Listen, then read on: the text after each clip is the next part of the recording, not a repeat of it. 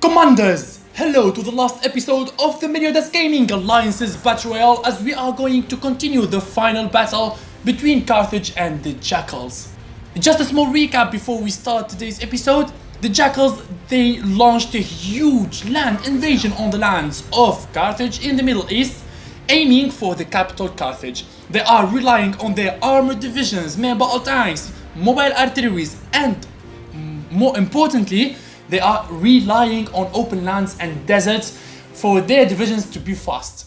But look at this. Saudi Arabia is using his 10 level 4 elite tank division with HP of 800. Imagine one stack with 800 hit points. Yeah, he is going to aim and try to stop all of the line that is advancing from Iraq with that huge stack of elite main battle tanks. These are the casualties, lads. Chaos, destruction, havoc. It's amazing battle as Jackals, they are throwing everything in their power on Carthage, everything in their power on the capital Riyadh. Will they be successful with their endeavor? Well, today we are going to know who is going to be the winner. Today, after only 9 minutes from now, we will know the official winner of the Melliodas Gaming Alliance's Battle Royale. But this is outrageous. Actually, the attack of Jackals is well organized, opening 3 heavy fronts. One near the coasts of the Red Sea, one in the middle of the desert, and the other one crossing in the middle of Iraq. Like this, they are going to keep the Carthage units scattered, divisions scattered between three fronts. But from where I see it right now, Carthage, they are not being moved a little bit by this invasion, as their ranks, they are well organized. By the way, Carthage did not use their nuclear arsenal yet. They did not use their air force yet. They are only, at this point, they are only relying on their multiple rocket launchers and divisions of artilleries. They are trying to hit as much as possible from distance to make the Canadian, the American, and the Cuban and the Mexican divisions a bit exhausted, because later on, when they are going to perform an air assault, airstrike with a lot of helicopters, it's going to be deadly. It's a harvest. It's a harvest of dead tanks and dead hard targets. This is actually a time lapse. I am moving the video a little bit faster here so we can see the amazing battlefield in the middle of the Middle East. Cuba in the middle, escorted with United States of America, Canada alone in the southern front, and in the northern front we are going to see the Cuba, United States and Mexico all together. I just want to see that Saudi Arabian stack of 10 elite main battle tanks. What is going to do actually? It is going to establish contact with the tanker ace, the Cuban tanker ace, that is advancing in the first line. It's actually interesting to see what is going to happen there. The Iranian Air Force is still on standby. It did not move yet, still patrolling in the back line.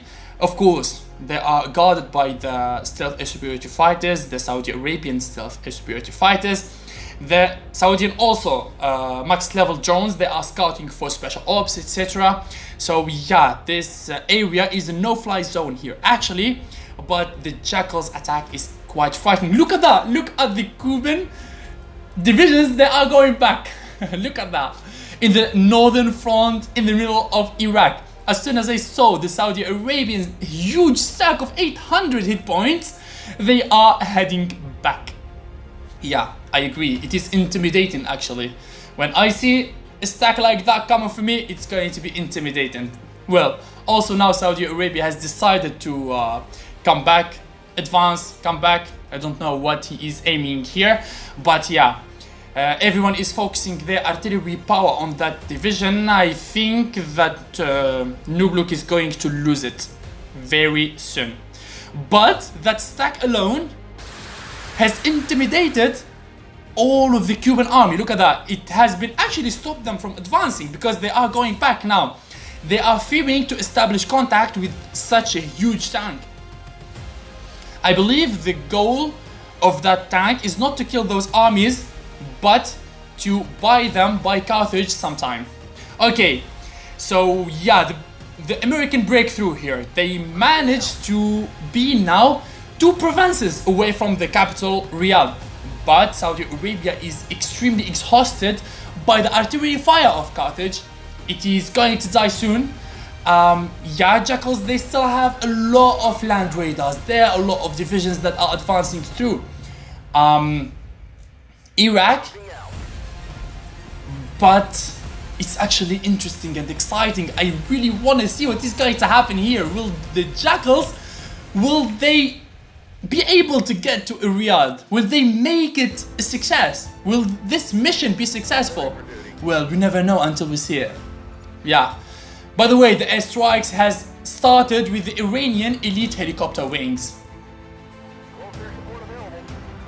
Let's now travel to the other end of the world. Let's go to Alaska. Yeah, now Saudi Arabia has managed successfully to land in the lands of Alaska, north of Anchorage. Now he is building pontoons and airfields in order to send few armies there in order to be close to the capital, San Luis. Of course, they will try to cross over. It's going to take ages actually to get to San Luis from there, but yeah. Look at here, boys. This is the result of 2 things.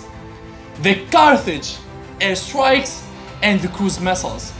The Saudi Arabian stealth air superiority fighters has landed around more than 100 cruise missiles, while the Iranian helicopters, attack helicopters, gunships and elite helicopters, they all landed huge heavy airstrikes on the American forces, as it literally wiped 3/4 of the Jackals army. Look at that. No more land radars, no more nothing.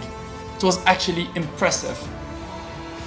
Here the Mexican elite helicopter wing has been intercepted and seen by the Saudi Arabian stealth air superiority fighters. Looks like the stack is gonna die. Yeah, Saudi Arabia has already gave the attack order to intercept that Mexican elite helicopter wing, as it is going straight to hunt the Iranian tanker ace. But unlucky for Saudi Arabia, well, he killed 4 elite helicopters, but he lost 2 stealth air superiority fighters, because the moment of the impact he has been seen by the American anti-air. Okay, I believe now it's done. It's done. This is what we call a knockout.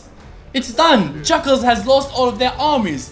Nothing more. I do not see no land radar here advancing to Riyadh. And now Carthage has launched the counter-strike, as they are re-advancing to regain the lost territories here. Yeah, this is the end of the battle. That was extremely interesting. That was how the tables are turned in a blink of an eye in Conflict of Nations World War III in a 4-speed map. When you give huge armies for the elites, when you give huge armies for amazing players, this is what happens. They give you an amazing show. They give us excitement. That's why we love this game, because it's full of surprises, full of strategies, commitment. And of course, I can imagine during this war, the 2 teams, they must be playing the game constantly for hours and hours. It's not a matter of minutes. So yeah, now Carthage has made it officially, as Jackals has declared the victory of Carthage.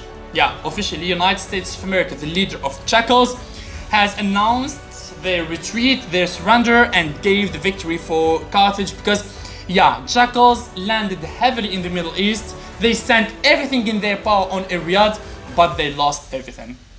Thank you guys for watching this amazing series of the Alliances Battle Royale. Let's meet in a new series. Don't forget to subscribe to Melliodas Gaming and like this video, and give us your feedback in the comment section about the whole competition. See you guys, and bye bye.